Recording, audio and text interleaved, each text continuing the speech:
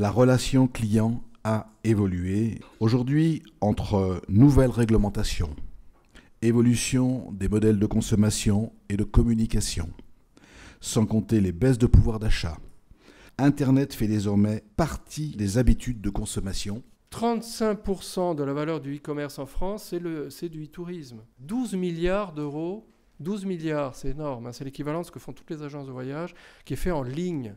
Le e-tourisme génère 16 milliards d'euros.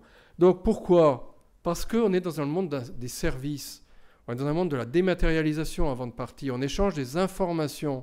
Donc comme le tourisme est mondial, l'Internet est mondial et qu'on échange finalement des informations dématérialisées avant de partir, eh bien ça s'adapte très bien à ce type de médias. On a vraiment soigné sur ce site la séduction, la qualité de la présentation, la clarté de la présentation et la qualité de l'information, et puis surtout la possibilité, une fois qu'on a l'information, d'aller plus loin et notamment d'aller sur le territoire et de pouvoir avoir non seulement des flux entrants sur un site portail, mais surtout des flux sortants, notamment sur les sites directs des prestataires d'activités, des hébergeurs, des offices du tourisme. L'extraordinaire intelligence de l'Internet, ce sont ces liens.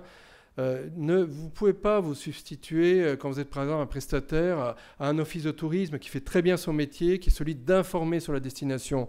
Si vous êtes un acteur hôtellerie, il faut que vous mettiez un lien sur l'office. Un chiffre qui est tout simple, c'est qu'aujourd'hui, en 2013, pour un visiteur renseigné à l'accueil ou au téléphone à l'office de tourisme d'Autonome-les-Bains, on en a en moyenne 5 ou 6 qui s'informent via nos supports numériques, que ce soit le site internet, la page Facebook, le site mobile.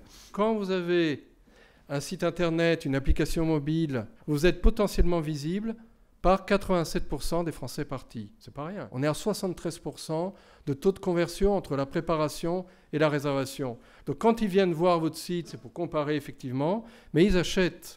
Ils achètent, ils réservent, et notamment, ils regardent, c'est fondamental, c'est de mettre les disponibilités. Dans notre parcours, nous avons commencé à travailler avec les agences en ligne. C'est très bien. Ça vous permet aussi d'avoir des clients que vous n'auriez jamais touchés, en particulier sur la clientèle internationale. Le problème, c'est qu'ils sont en train de nous tuer. Leur succès passe par la cannibalisation de notre clientèle. Nous nous sommes réunis à quelques hôteliers en France. Cette association a mis au point un programme qui s'appelle Fair Booking. On fait la promotion de la réservation en direct et maintenant nous sommes à plus de 1000 hôtels et plus de 6000 clients. On commence à peser. Et puis ce qu'il faut voir également, c'est que les Français, d'ailleurs les Européens c'est pareil, ils veulent de plus en plus, encore une fois, qu'on leur raconte un séjour. Ils veulent de la thématisation, de la personnalisation, du one-to-one.